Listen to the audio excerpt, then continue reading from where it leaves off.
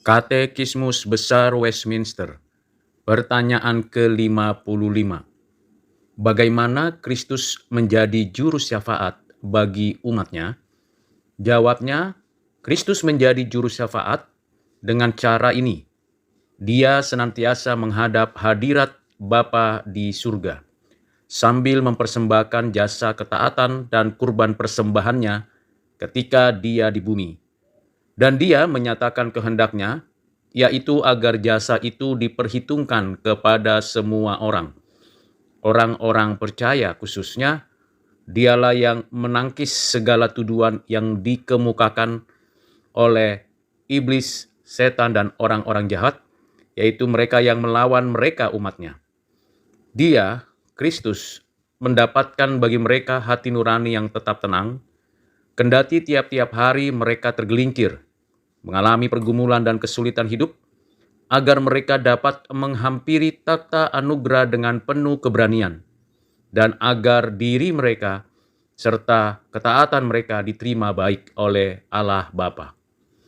Pengajaran ini dapat kita pahami dan mengerti dari surat Ibrani pasal 9 ayat 12, pasal 1 ayat 3 dan 24, Yohanes 3 ayat 16, pasal 17 ayat 9, 20 dan 24, Roma 8 ayat 33 sampai 34, Roma 5 ayat 1 dan 2, 1 Yohanes 2 ayat 1 dan 2, 1 Petrus 2 ayat 5, Ibrani 4 ayat 16, dan Efesus 1 ayat 6. Apa makna dari Kristus sebagai juru syafaat umatnya? Pertama, kita mendapatkan kekuatan yang baru setiap hari.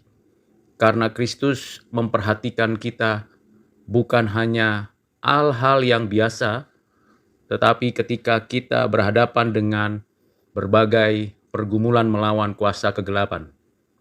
Kedua, kita sebagai umatnya diperlengkapi dengan hikmat dan bijaksana menghadapi tuduhan-tuduhan dari kuasa kegelapan dan pikiran-pikiran duniawi, sehingga kita mampu memilih dan memilah yang baik, yang benar, yang suci.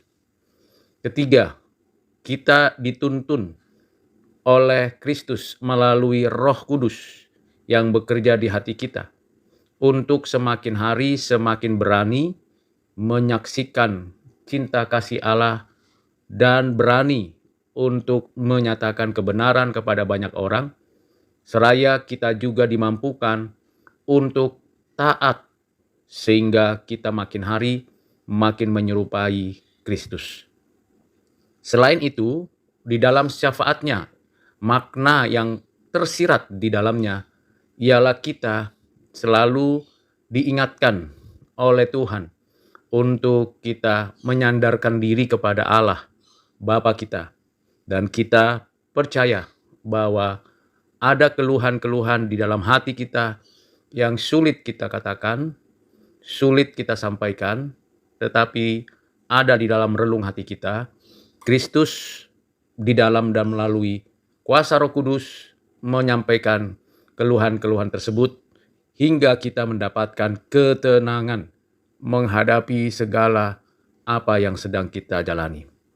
Kiranya dengan kita mengerti makna dari syafaat yang dikerjakan Kristus sampai saat ini di sebelah kanan Allah Bapa kita, kita bersyukur karena hanya Kristus pengantara satu-satunya.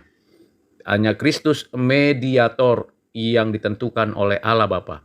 Dan hanya Kristus yang layak membawa setiap doa-doa kita dan persembahan kita kepada Allah Bapa. Dengan demikian, kita tidak berpaling lagi kepada ilah-ilah asing atau pengantara-pengantara yang datangnya dari manusia, yang tidak pernah bangkit dan yang belum pernah menunjukkan kekuatan dan kuasa yang tentunya hanya ada di dalam dan melalui pribadi Yesus Kristus. Kiranya Tuhan menolong kita sekalian dimanapun kita berada. Tuhan Yesus memberkati. Amin.